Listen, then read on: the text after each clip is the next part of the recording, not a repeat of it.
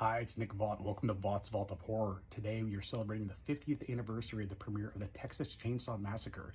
That's right, the movie premiered on October 1st, 1974 in Austin, Texas.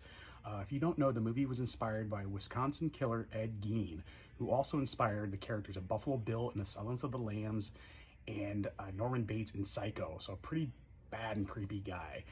The movie was made for around $140,000, which in today's money would be about $700,000, I believe.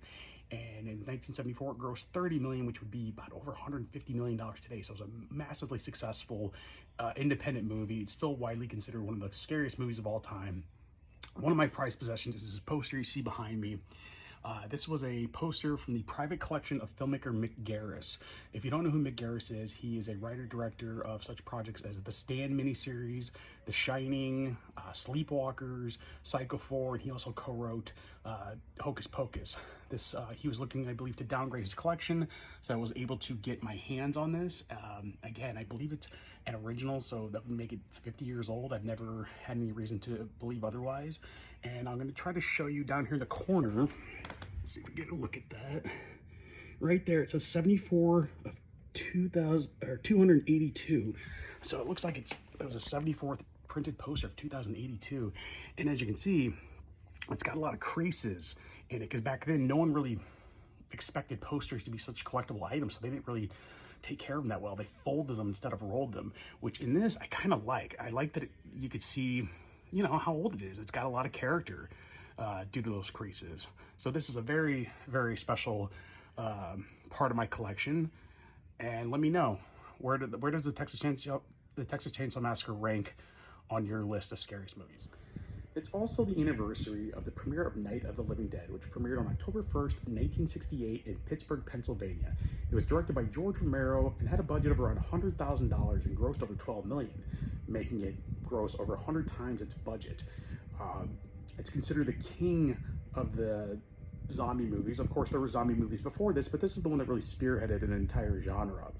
It's also known for being an allegory for racism in the civil rights movement, considering it came out in 1968 and what was happening in our country at the time.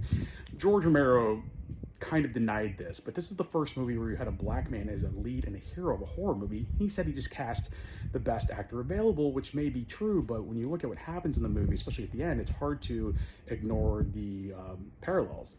In fact, spoiler alert, you had the main character played by Dwayne Jones, who survives the night of the zombies and the next day emerges from the basement only to get shot in the head by some redneck. So it's kind of a downer of an ending, but it's a great movie. It's still really scary. I have this poster.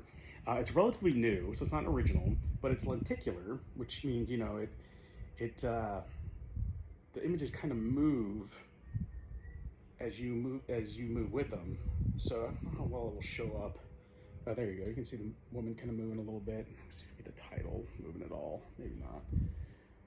But it's really cool. It's on a really thick, I think, sort of plastic material, almost like a 1/4 inch thick. So if I ever want to hang this up, I'm gonna have to get it framed special for that. But I love this poster.